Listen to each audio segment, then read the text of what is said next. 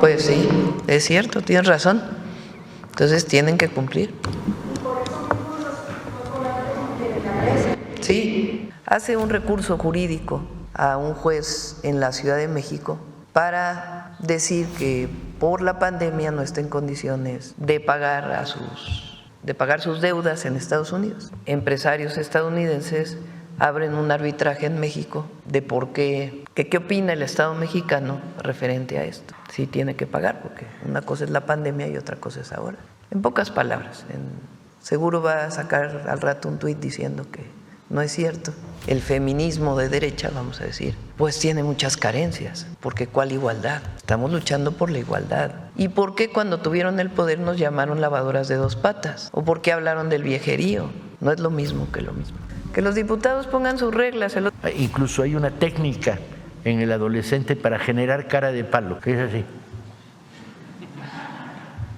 Bloquearse, y tienes que tener mucho cuidado porque si desarrollas proyectos autoritarios fracasaste. Los que han leído a Neruda ligan más y se hace un silencio en la sala y de repente se oyen unos y al final escuchas una voz que dice: ¿qué dijo de Neruda? ¿Qué Neruda? Vamos mejor porque ya vamos por otro lado. A ver, sí, la próxima semana va a venir. Él va la próxima semana, por eso estamos esperando, la próxima semana va a Estados Unidos a reunirse con la secretaria de Agricultura del gobierno de los Estados Unidos. Esperamos que pueda regresar con un acuerdo ya de la apertura de la frontera. Entonces, a partir de ahí, pues ya vendría a informar. Entonces, por eso esperamos un poquito.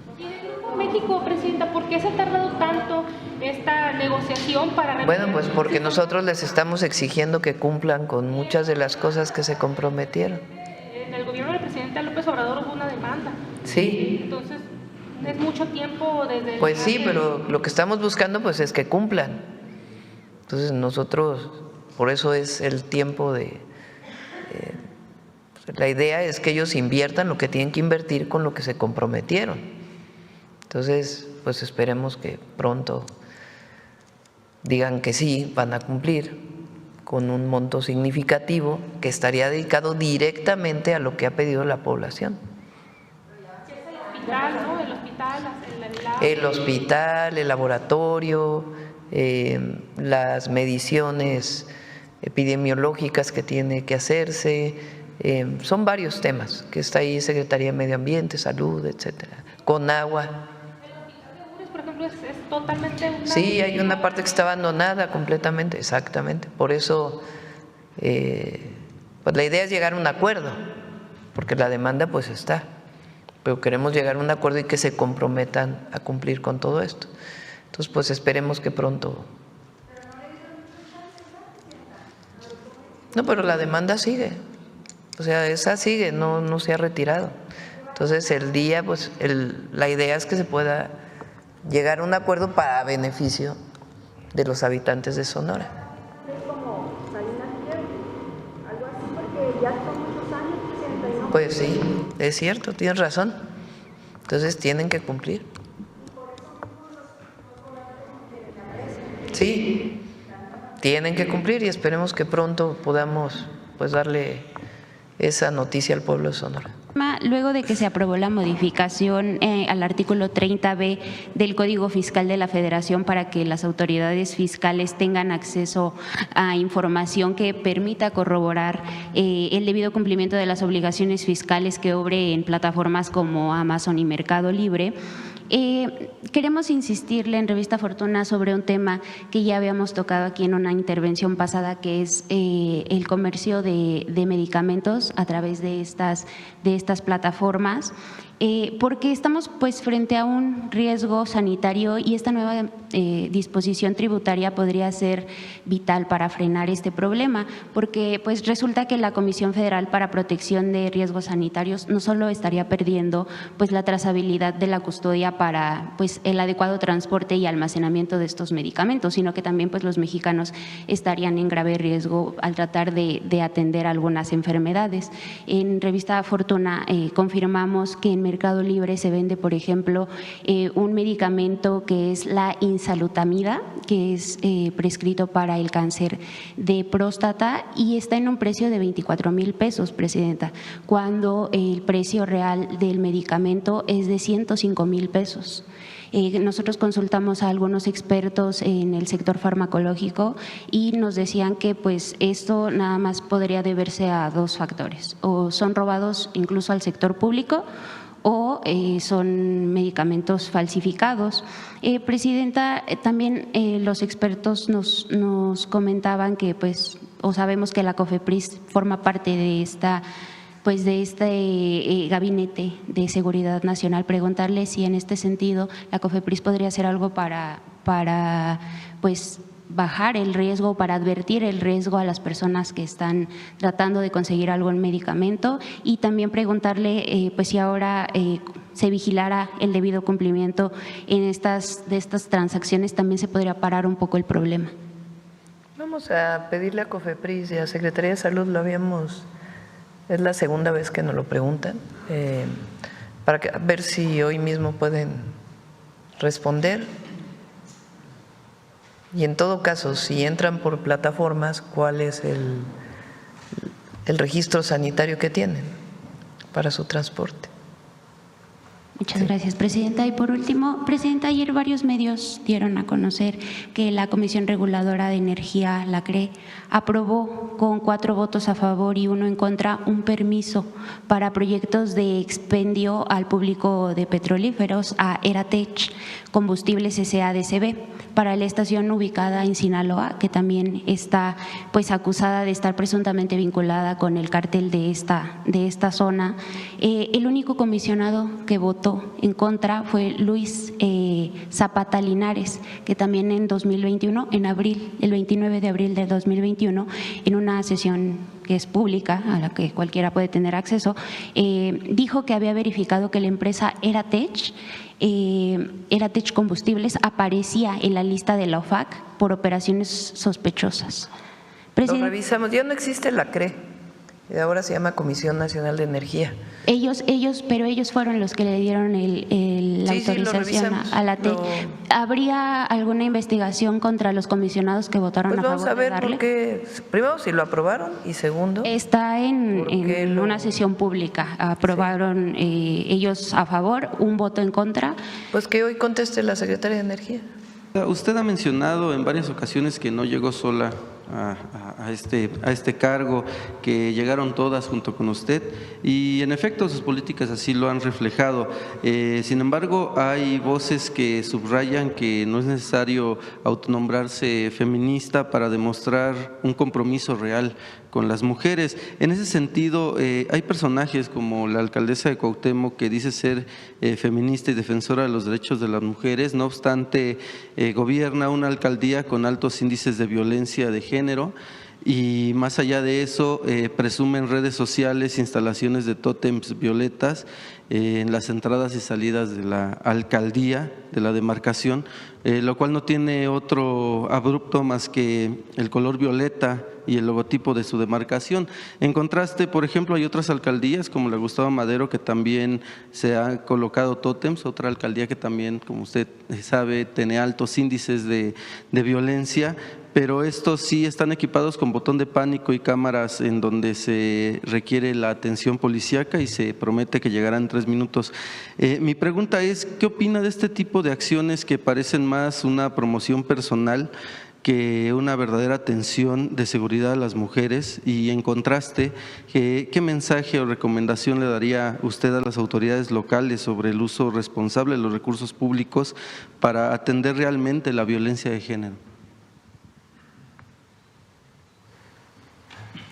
Yo pienso que la defensa de los derechos de las mujeres, todos los derechos, tiene que estar enmarcada en la defensa de los derechos del pueblo de México. No están separadas. Es parte de la lucha por la justicia social. En alguna época, hace mucho tiempo, se decía, bueno, hay que luchar primero por el bien de quien menos tiene, por disminuir las desigualdades, y después vamos con la desigualdad entre mujeres y hombres. Y no, nosotros pensamos que es parte de la misma lucha. Pero pensar que la educación no es un derecho, que el acceso a la salud no es un derecho, que el acceso a la vivienda no es un derecho, que el acceso a la cultura o a la lectura no es un derecho, y defender los derechos de las mujeres me parece a mí una contradicción.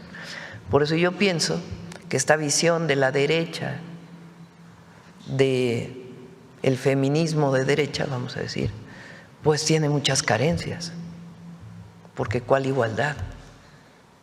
Estamos luchando por la igualdad, no solamente de mujeres en la sociedad, de acceso a los derechos, sino el acceso a los derechos de todas y todos los mexicanos. Y por supuesto ahí está la lucha de las mujeres. Entonces desde ahí nosotros tenemos una visión distinta. Ahora, siempre lo he dicho, la derecha que supuestamente defiende los derechos de las mujeres, ¿y por qué cuando tuvieron el poder nos llamaron lavadoras de dos patas? ¿O por qué hablaron del viejerío? ¿O por qué aumentó la violencia contra las mujeres? ¿O por qué no se tuvo políticas de acceso a las mujeres al derecho a la educación? Entonces, no es lo mismo que lo mismo. Sí hay diferencias en la visión y en la concepción nuestra de los derechos de las mujeres en el marco de la justicia social. Ahora, ya hacia los gobiernos locales, pues ya depende de los gobiernos locales, pero hacia las mujeres es muy claro, en las mujeres mexicanas, ¿por qué no se reivindicaban a las mujeres indígenas? Porque en el fondo hay mucho clasismo y racismo. Entonces es una visión distinta. Y sí, llegamos todas. Quien no se siente incluida, pues es un asunto personal. Pero llegamos todas. ¿Y por qué lo asumo así? Pues porque es la lucha histórica de las mujeres mexicanas. Este reportaje de Reuters, en el que habla de cómo se ha venido dando lo del huachicol fiscal, e inclusive que menciona a una empresa con sede en Houston que ha jugado un papel clave en operaciones para que la compañía Intansa, con base en Monterrey, y que se cree fachada del cártel Jalisco Nueva Generación, ingresara combustible de contrabando a México. Menciona este reportaje pues empleo de entidades fantasmas, documentación falsa, sobornos y toda una red de componendas en torno a este delito. ¿Podría dar su opinión, por favor? Hay varias carpetas de investigación en la Fiscalía relacionadas con este tema. Algunas ya fueron presentadas al juez para obtener las órdenes de aprehensión, otras tendrá que informar la Fiscalía, pero sí hay empresarios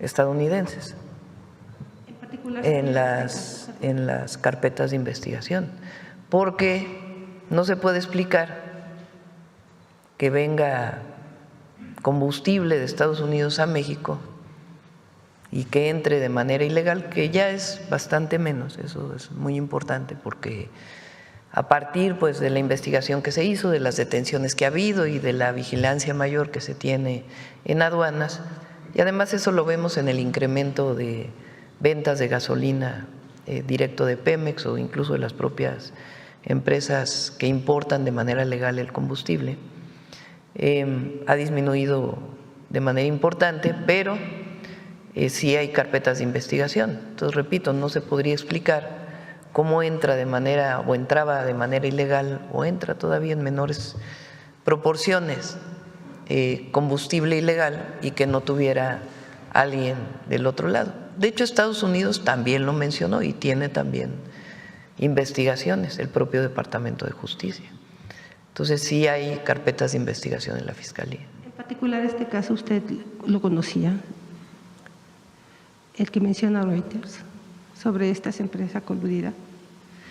Hay casos, no sé si esté relacionado este caso con el que ya de las carpetas de investigación que ya están en la Fiscalía. La Fiscalía pues también hace sus propias investigaciones, Pero lo cierto es que sí había un vínculo.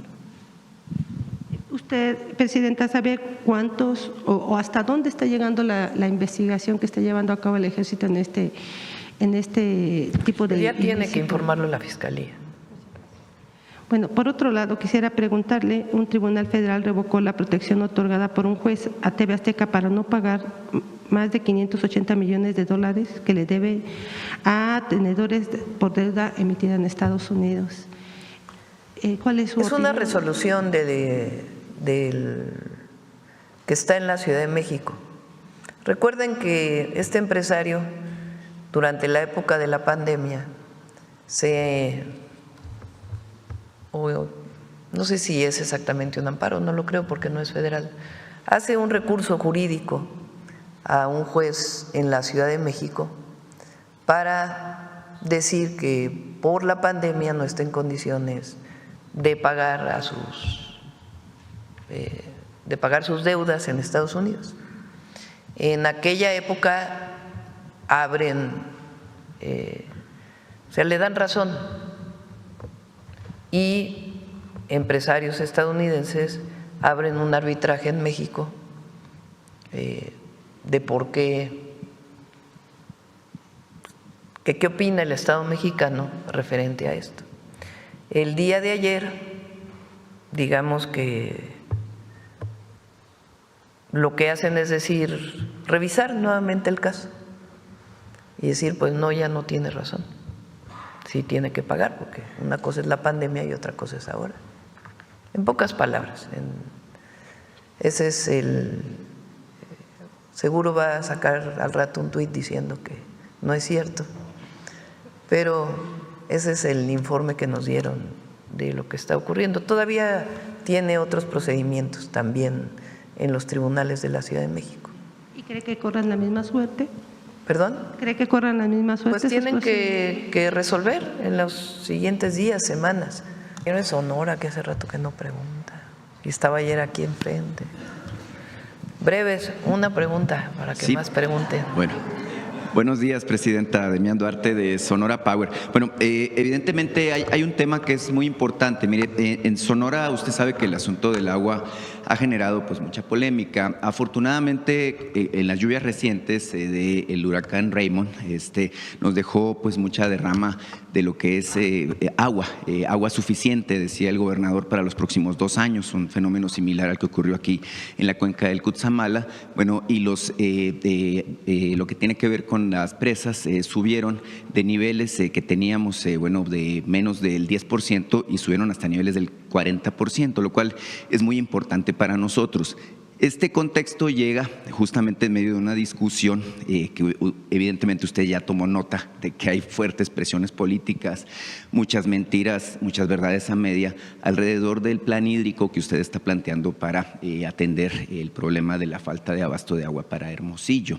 En este caso hay muchas presiones políticas, muchos intereses que se han estado involucrando en este asunto, en donde usted ha anunciado que se van a invertir 7,500 millones de pesos en este proyecto. Un asunto muy importante, un asunto muy relevante para nuestra ciudad y para la región de la cuenca del río Sonora. En este contexto también está el tema de la falta de remediación en que ha incurrido Grupo México, que usted sabe es responsable de la contaminación de esa cuenca. En ese sentido, yo le quiero preguntar, Presidenta, pedirle que por favor nos ofrezca más detalles de lo que usted está planteando, lo que usted está promoviendo para este proyecto hídrico de gran envergadura que se plantea, porque hay mucha confusión. Y cuando hay confusión, lamentablemente, pues las mentiras ocupan los espacios que tienen que ser de debate público, y esto pues ha generado justamente situaciones como las que ya se vieron aquí en la mañanera, de que hay quien dice que usted quiere imponer un proyecto, que es puro cuento lo de la consulta pública y demás. Entonces sería importante que nos dieran muchos más detalles. No sé si pueda convocar a Efraín Morales para que ofrezca los detalles técnicos al respecto y los alcances que tiene este asunto en particular. En Sonora hay 2 proyectos. Uno es la tecnificación del riego, principalmente en el sur de Sonora, y el otro proyecto que es una posibilidad es las presas para suministrar agua a Hermosillo. Ha habido en efecto personas que se oponen a la construcción de las presas. ¿Qué fue lo que planteamos desde Conagua junto con el gobernador? Pues que se explicara el proyecto y que se hiciera una consulta pública y que de ahí pues se definiera si sí se hace o no se hace. No hay muchas alternativas para llevar agua a Hermosillo. Hermosillo ha crecido y tiene un problema de desabasto de agua dulce, de agua potable. Entonces uno de los proyectos es la presa. Evidentemente el proyecto se haría pues haciendo todos los estudios de impacto ambiental y todo lo que eso significaría. Pero dado que ha habido personas que no están de acuerdo, pues planteamos que se hiciera una consulta. Los detalles de la consulta pues ya le pedimos a Efraín junto con el gobierno del estado que se puedan exponer y cuándo se haría y cómo se haría para que toda la gente lo conozca. Previo a ello, pues tiene que haber un proceso de información importante de por qué se está planteando este proyecto. Entonces, esos son los dos proyectos. Por otro lado, y producto de la contaminación que hizo Grupo México en el río Sonora hace algunos años, que derivó en un acuerdo con el entonces gobierno de, no sé si fue con Calderón o Peña Nieto, creo que fue con Peña. Se hizo un fideicomiso y a ver si la sobrerepresentación de Sonora me recuerda el año. Se hizo un convenio y se hizo un fideicomiso donde Grupo México tenía que depositar recursos para la limpieza del río y para muchas otras cosas a las que se habían comprometido, entre ellas la construcción de un hospital, un sistema de monitoreo permanente de la calidad del agua del río, el saneamiento de suelo que pudiera haber sido contaminado, además pues de algunas medidas de mitigación adicionales. Antes de que se fuera Peña Nieto, ya en el 2018 cerraron este fideicomiso, incluso devolvieron recursos. Desde entonces pues hay una lucha muy importante de las comunidades de Sonora pues defendiendo que se pague por los daños que se hicieron y al mismo tiempo pues que se cumpla con aquellos compromisos. Para ello hay una mesa de trabajo en donde está la Secretaría de Gobernación junto con otras áreas del Gobierno de México, en donde está Semarnat, está también Secretaría del Trabajo, Secretaría de Economía y del Gobierno de Sonora, del gobernador de Sonora, para ver con Grupo México pues que se cumplan estas cuestiones que dejaron pendientes y poderle cumplir a la población. Se sigue en esta mesa de trabajo, todavía no hay un acuerdo que se pueda mostrar a la población, no es nada cerrado, no es nada oscuro, sino sencillamente que cumplan con lo que se comprometieron. El hospital, el laboratorio, las pruebas permanentes que tienen que hacerse a la población, en fin, varios temas que están planteados ahí. Lo que nosotros decimos pues es que se cumpla con cada una de los planteamientos que se hicieron en su momento solicitados por la población. Y va bien la mesa de trabajo y ya que tengamos un acuerdo pues la idea es presentárselo a la población y decir pues van a invertir la empresa tantos cientos de millones de pesos para poder resarcir aquel daño y al mismo tiempo cumplir con el compromiso que hicieron. Son esos tres temas relacionados con el agua. Además, están los planes de justicia y particularmente el plan de justicia con el pueblo yaqui. Se hizo un ducto de agua muy importante y ahora se va a entrar al proceso de tecnificación del riego agrícola para que sean mucho más productivas las tierras. Sí, cómo no. Fue en tiempos de Enrique Peña Nieto, en agosto de 2014, cuando se dio este derrame, y de hecho se formó un fideicomiso por 2,000 millones de pesos, de los cuales se regresaron alrededor de 979, si tengo el dato exacto, pero incluso hay una queja de los pobladores del río Sonora al respecto. Mucha gente que ni siquiera vivía ahí recibió dinero de ese fideicomiso. Es inexplicable que se haya regresado, puesto que no se terminó con el trabajo de remediación.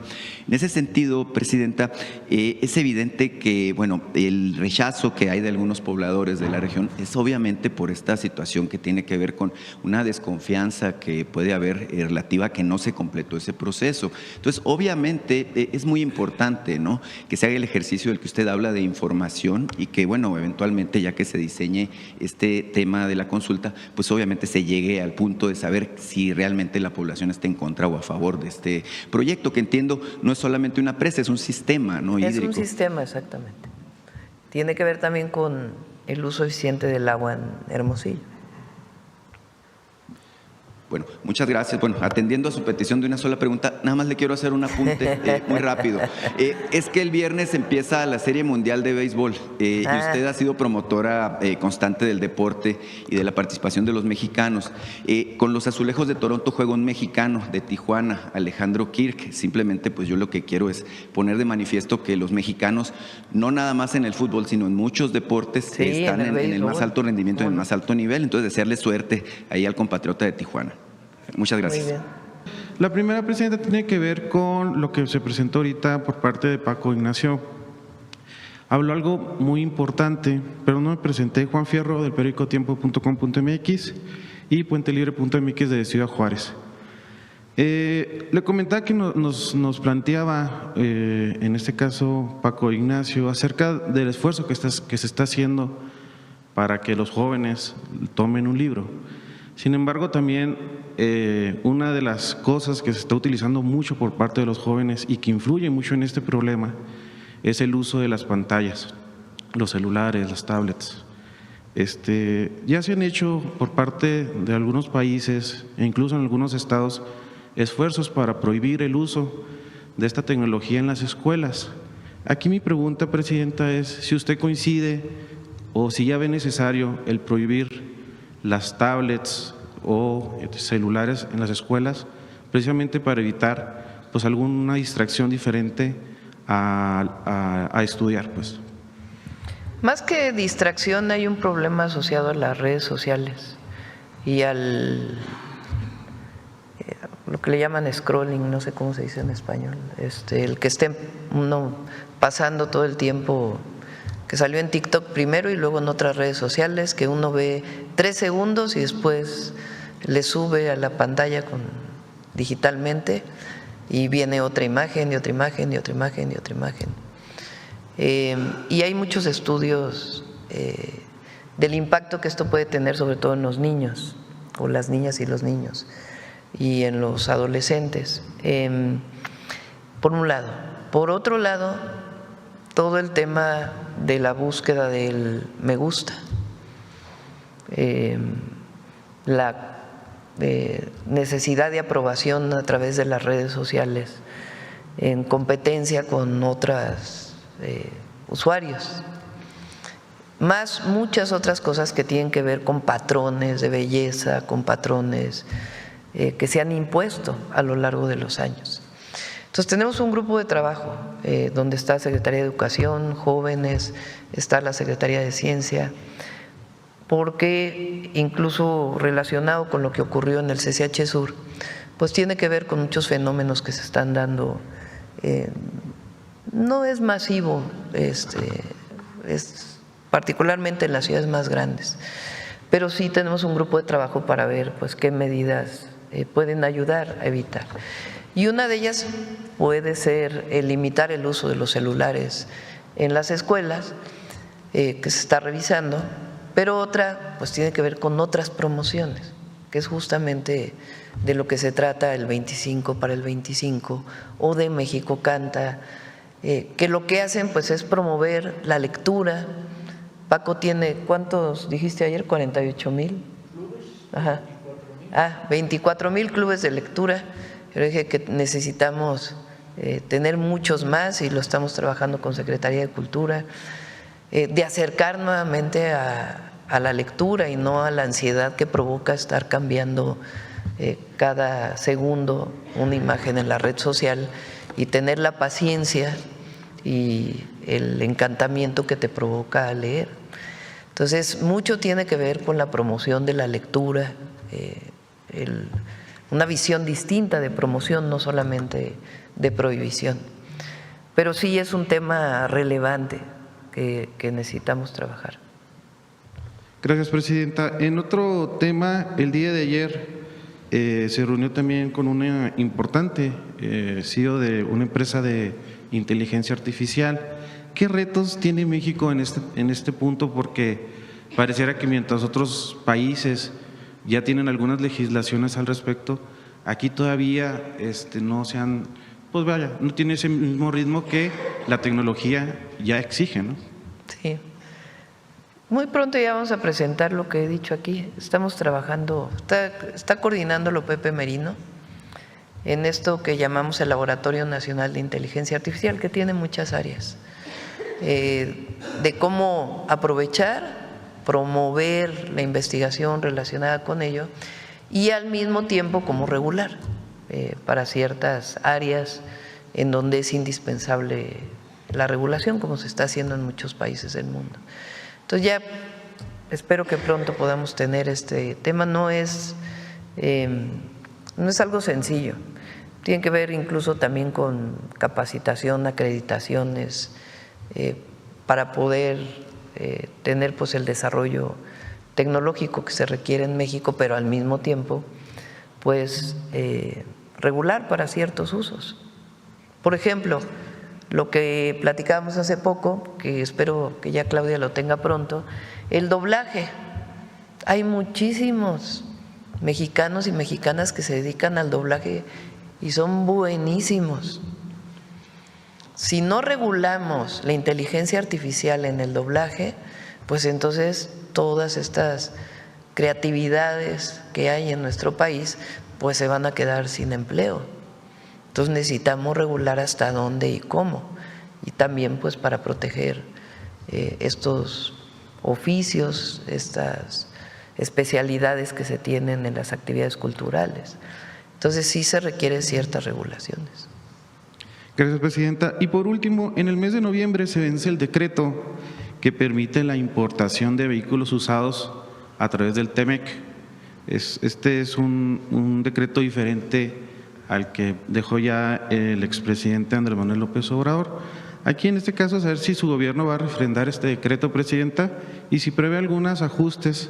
Sí va a haber ajustes, sí va a haber ajustes por los años, va a haber ajustes y ya lo podemos presentar con Secretaría de Economía y Hacienda, porque se ha abusado mucho de este decreto. Entonces sí va a haber ajustes y ya los presentamos.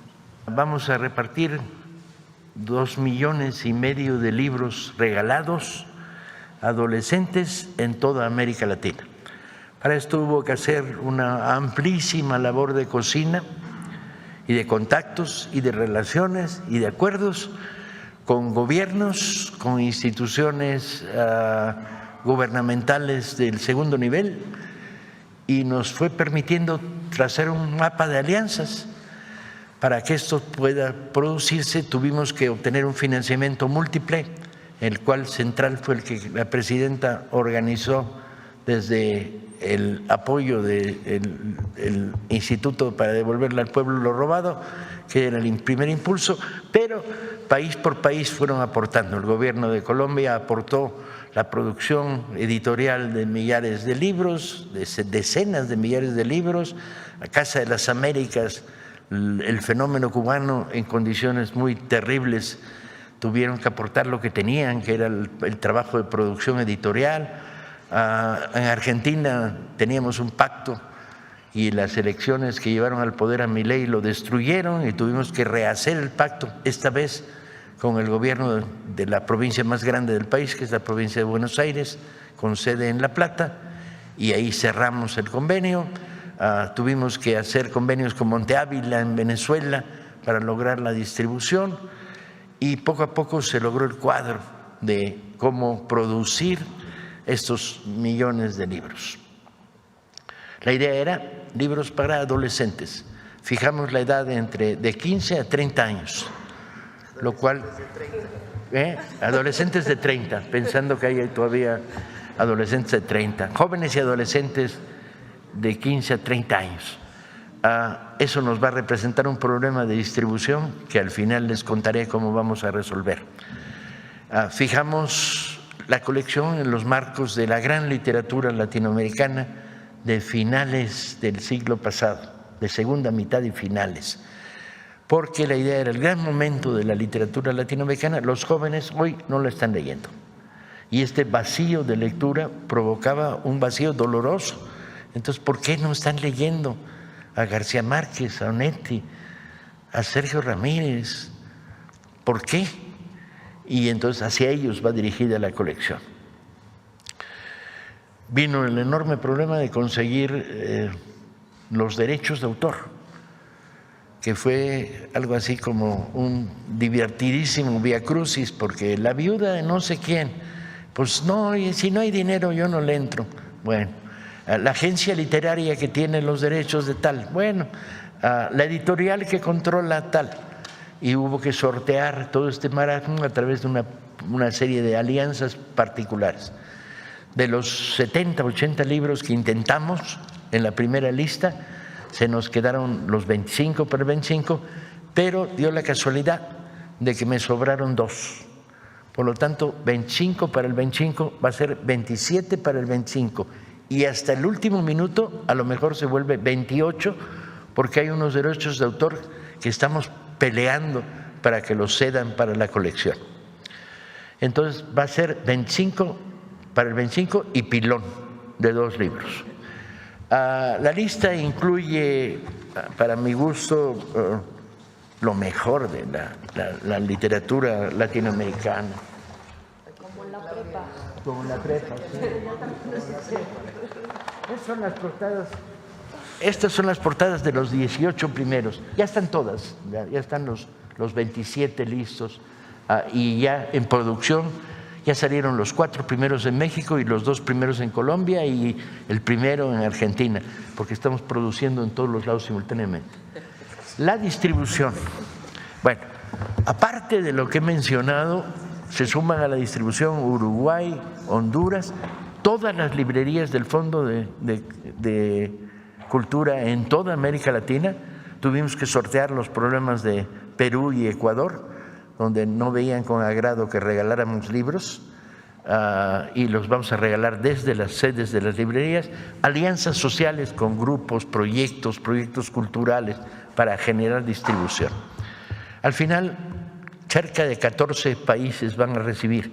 Tengo que decir que se añadió de una manera muy inteligente la Secretaría de Relaciones Exteriores para que llegaran libros a las comunidades mexicanas a través de todos los consulados en Estados Unidos. Entonces esto se sumó al proyecto. Al final, el día 17 de diciembre, vamos a abrir cajas en todos lados, simultáneamente. Y vamos a intentar que esto se recoja gráficamente, el espectáculo de abrir cajas en 200 lugares de América Latina, incluido el Zócalo, donde la presidenta le vamos a regalar un cóter para poder abrir cajas y repartir. El último problema, luego todos los que quieran mayor información, la lista de autores, etcétera, con gusto se las proporcionamos,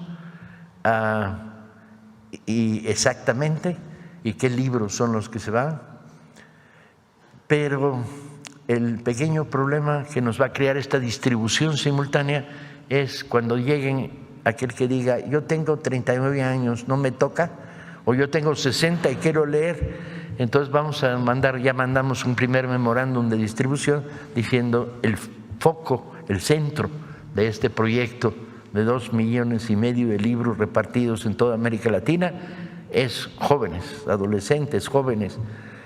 Entonces, si usted tiene 60 años, pues tráigase a su sobrina, se lo damos y su sobrina que se lo preste. Entonces tendremos un memorándum, porque hay que ser amable con el que quiere leer, pero al mismo tiempo no podemos permitir que las reparticiones se inunden de niños y hay que explicarles, no son libros para niños. Eso lo haremos en diciembre también, en México. Hay otros proyectos para regalar miles de libros para niños en diciembre, pero esto va destinado a este público.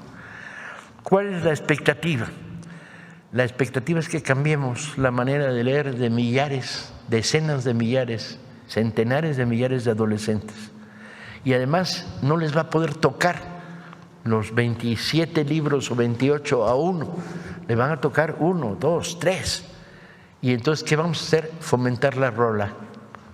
Tú te llevaste estos 3, tú te llevaste estos otros, circúlenlos.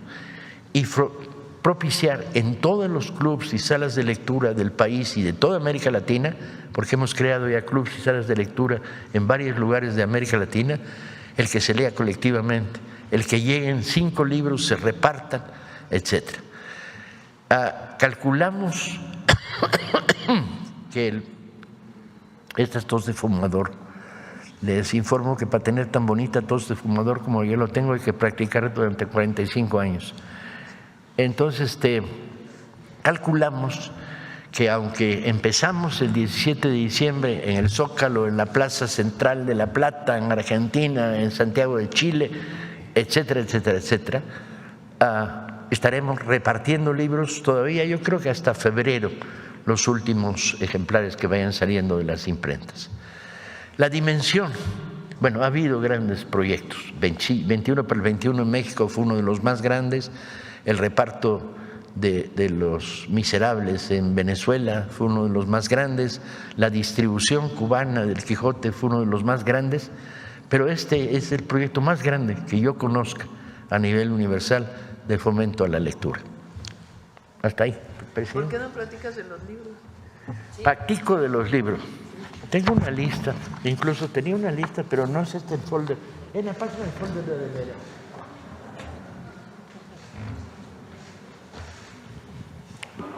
Los libros.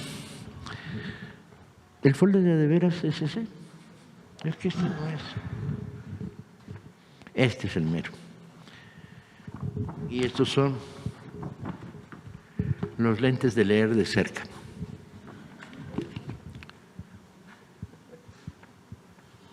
Eso crea expectativas siempre, ¿no? Cuando hace uno esto, dice, ¿y ahora qué va a hacer? Se va a poner unos lentes que luego ve mal también, pero no importa.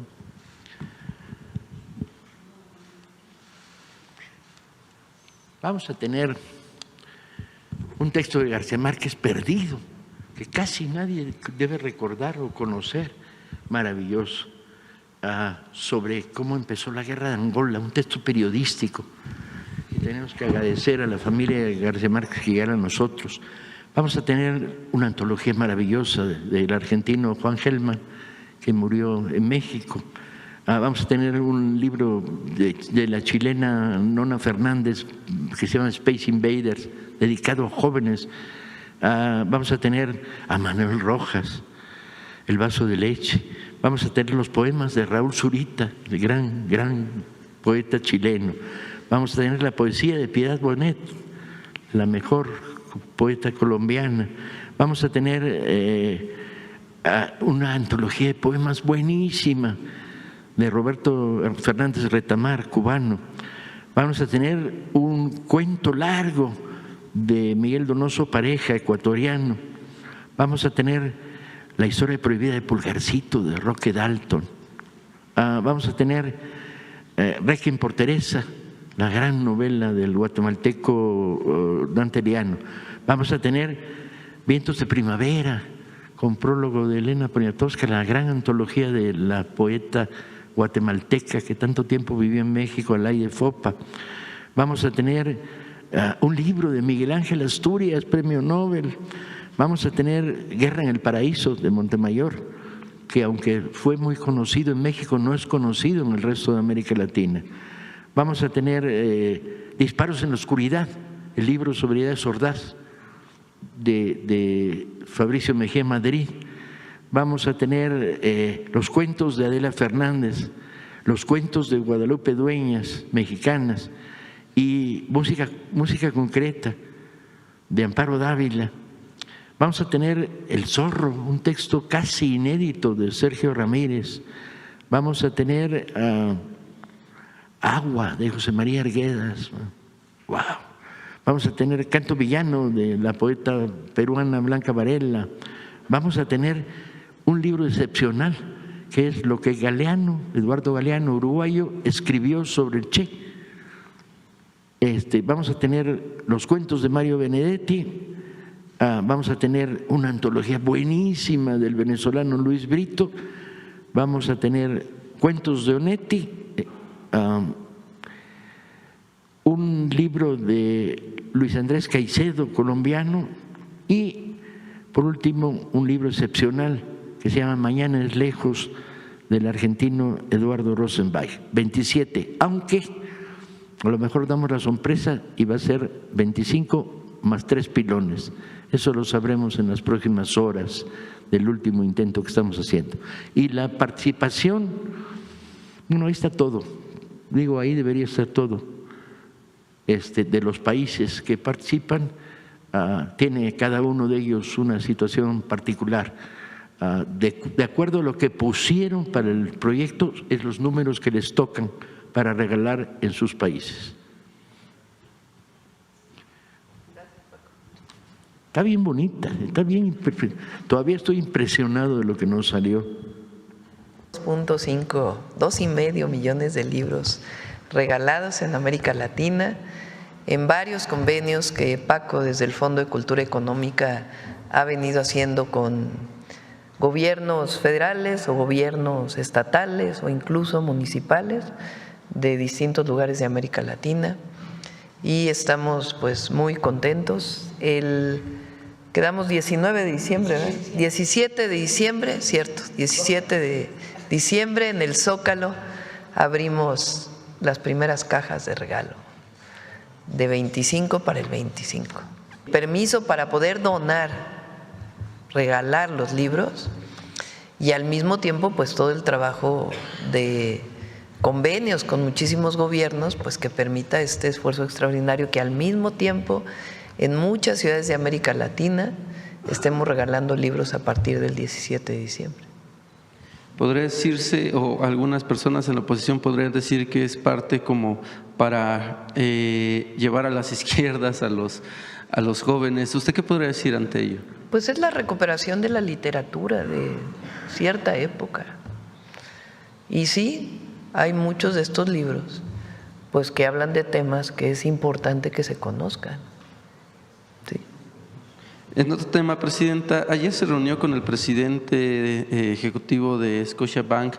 ¿Cuáles son los acuerdos a los que llevaron? ¿Qué fue lo que platicaron? ¿Podría darnos un poquito más detalle de ello?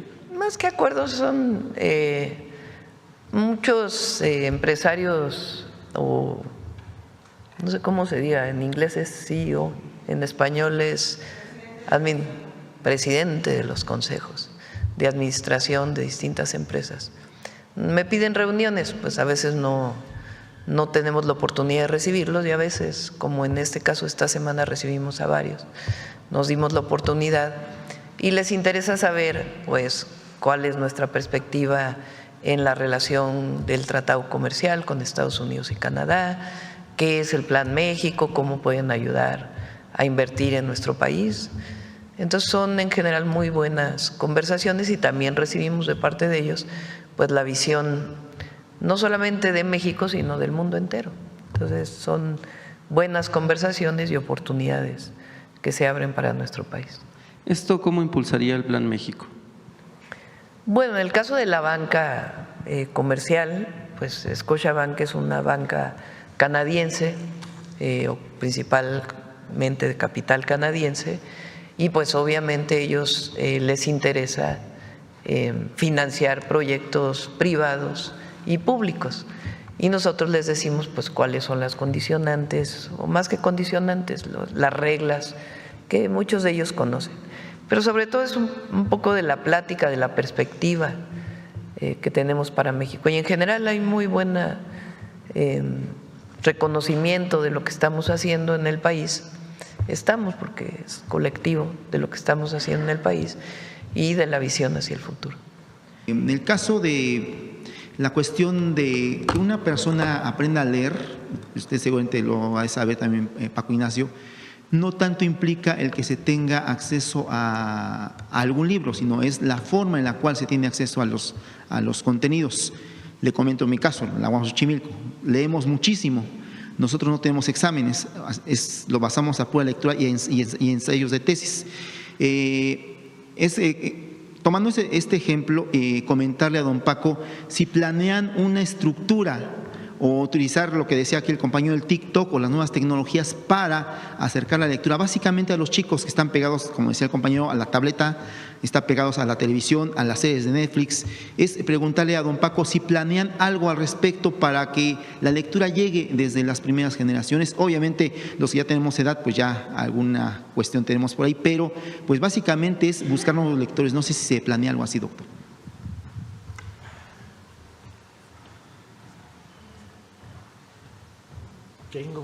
Tengo que confesar que yo hago TikToks habitualmente y que uno de los grandes elementos que estamos generando no es la batalla contra el celular, sino la batalla contra la frivolidad en el celular y usar que a través del celular llegue un cuento, llegue la poesía, o sea, tratar de utilizar los desarrollos tecnológicos y el área de diversión de un adolescente, convertirlos en áreas creativas.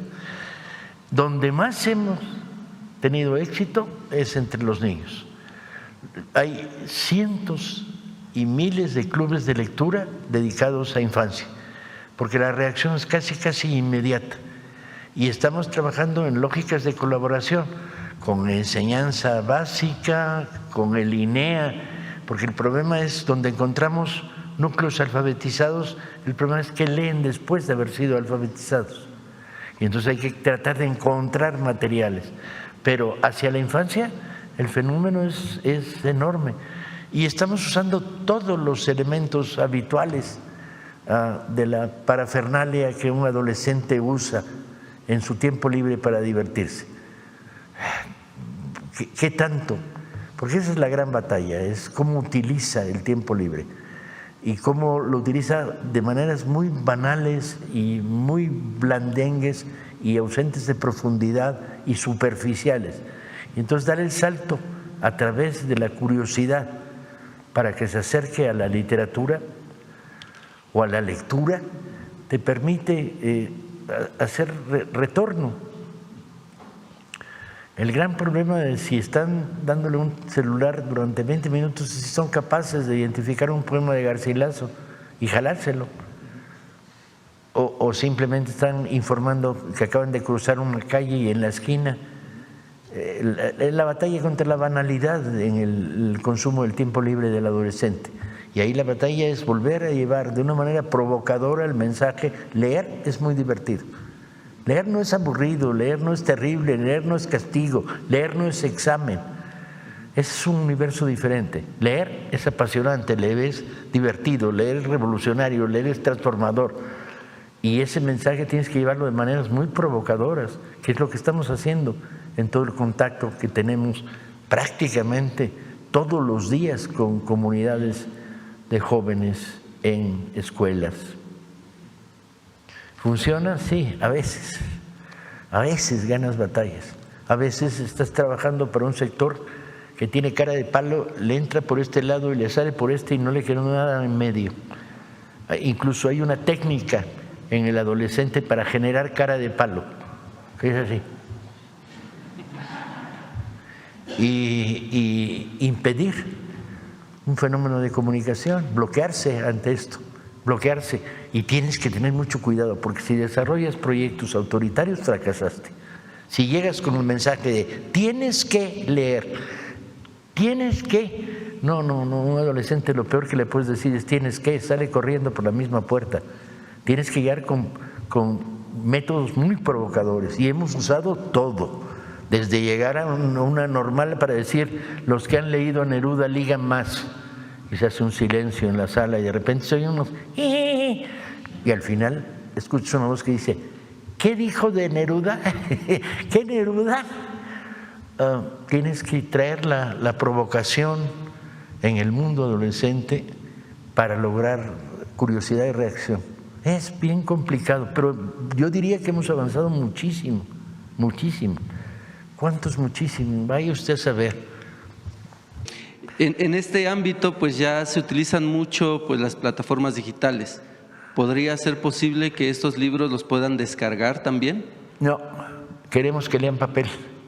Queremos que además tomen el libro en su mano, lo lean y lo rolen.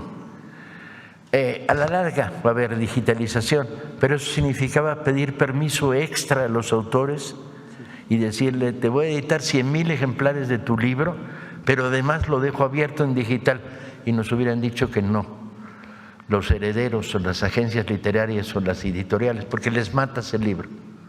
Aquí se lo matas casi, ahí lo matarías de completo. Presidenta, recientemente hemos estado publicando el seguimiento en Poza Rica y en la zona más afectada de Veracruz, que bueno, pues ha habido ya irregulares en el manejo de precios. Por ejemplo, un huevo que regularmente oscila entre 45 y 50 pesos se está vendiendo ahora en Poza Rica en 250 pesos. Entonces, pues hay quienes dicen que pues ya se desató la especulación, definitivamente. Queremos saber de qué manera su gobierno va a asegurar que comerciantes sin escrúpulos la Profeco ya está enviando brigadas a todos los lugares, bueno, no brigadas, inspectores, a todos los lugares en donde hay especulación increíble, la verdad que en medio de una situación así haya quien se quiera aprovechar. Primero, las despensas están ayudando mucho. Vamos a dar al menos 2 despensas. En cuanto reciben su apoyo económico, tienen un vale para la despensa y van y lo recogen en la distribución que tienen Secretaría de Marina y Secretaría de la Defensa. Y al mismo tiempo, la Profeco ya está enviando inspectores a distintos lugares porque no puede ser esta especulación y menos con la alimentación. Exacto, y menos con la crisis. Y también otro tema de Veracruz, se han reportado varios múltiples derrames y altos niveles de contaminación en varios ríos de Veracruz, incluyendo el Tuxpan, Coatzacoalcos y el Cazones, y en estos momentos en el Pantepec. Estos incidentes involucran principalmente hidrocarburos de Pemex y descargas industriales de aguas residuales. Queremos saber si ya le han reportado esto y si se tomarán medidas para el saneamiento de estos ríos. Sí, Pemex, particularmente el último, el de Pantepec, sí.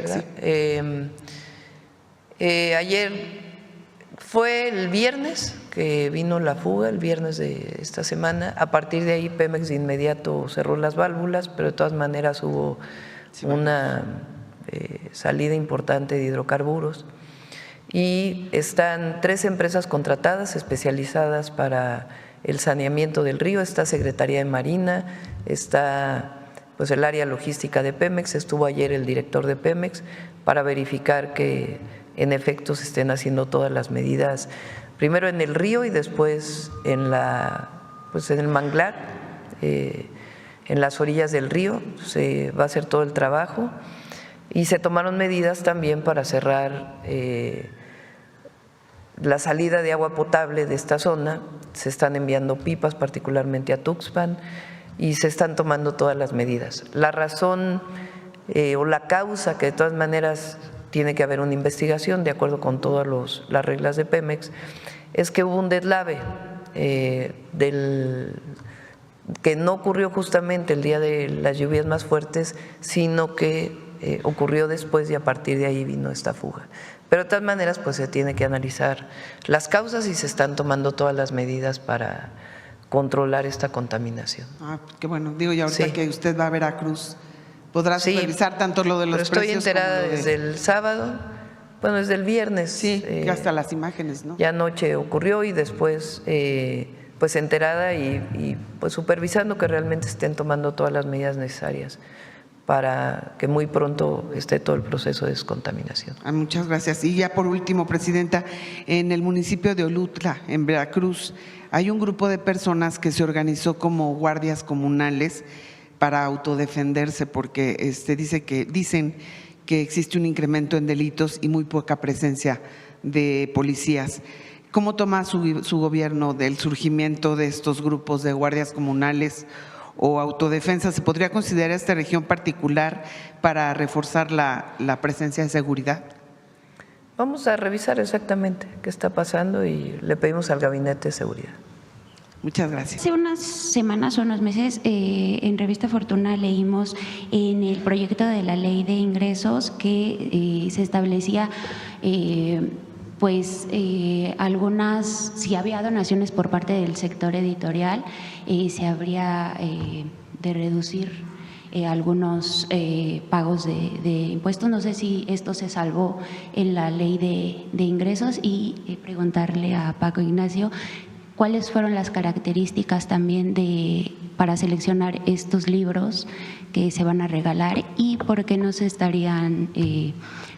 incluirían más autoras mujeres dentro de esta selección.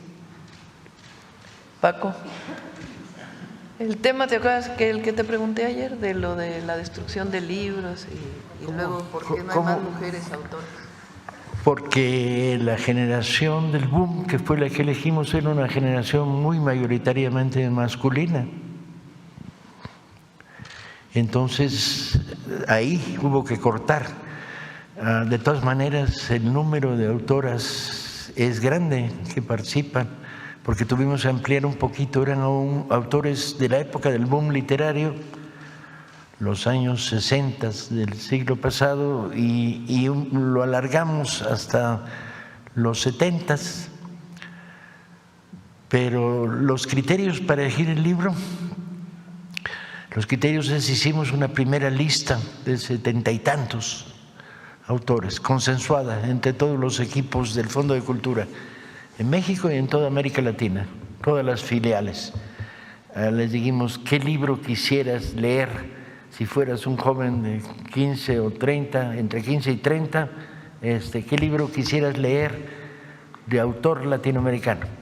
Y nos dio una lista de 70 libros. A partir de ahí empezamos la gestión de los derechos. Cada libro fue una batalla diferente. En algunos lugares fue muy sencillo, el autor dijo sí, desde luego, en la casi mayoría de los casos, nuestros socios en la operación o nosotros dimos un pequeño adelanto al autor, pero como no hay regalías, porque el libro se regala, no es un pago único y muy pequeño, que era simbólico sobre todo.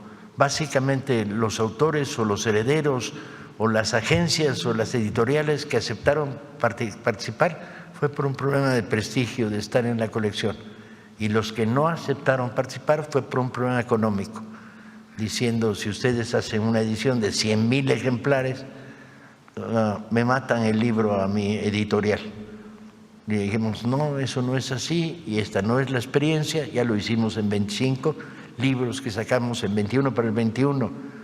No solo no los matamos, sino que adquirieron más vida si masificas. Por ejemplo de rebote, tú pones La muerte tiene permiso de Valadez en la colección de 21, lo leen 90,000 personas, pero el arco de lectura creció por la recomendación y el libro en la edición comercial no solo se siguió vendiendo, sino que se vendieron más después de 21 para 21. Pero bueno, ahí hay algunas editoriales que tienen oídos sordos y billetera contenta con las que no pudimos pactar. Eso nos fue reduciendo la lista a realidad hasta que nos encontramos con estos 27 o 28 acuerdos finales. Lo de la destrucción del libro. A ver, tenemos un problema muy serio. Yo creo que después de muchos años de estar planteando el problema de que hay que impedir que se destruyan libros, había que explicarse una y otra vez, a ver si entendían por qué. Las editoriales destruyen para disminuir la carga fiscal de su empresa. Entonces dice, yo tengo 12 millones de libros que no vendo, los destruyo, reduzco en 12 millones de pesos el valor de lo que tengo en mi bodega.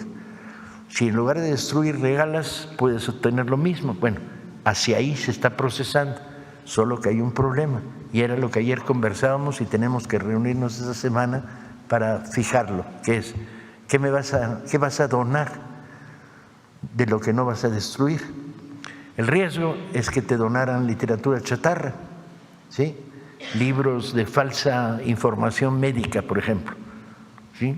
Cómo curar el cáncer masticando piedritas 3 veces por semana, etcétera, etcétera. O cómo ligarse a la secretaria de tu jefe sin tener problemas fundamentales en la vida. Ese tipo de material que está en las bodegas de las editoriales, si te lo donan, ¿para qué lo quieres?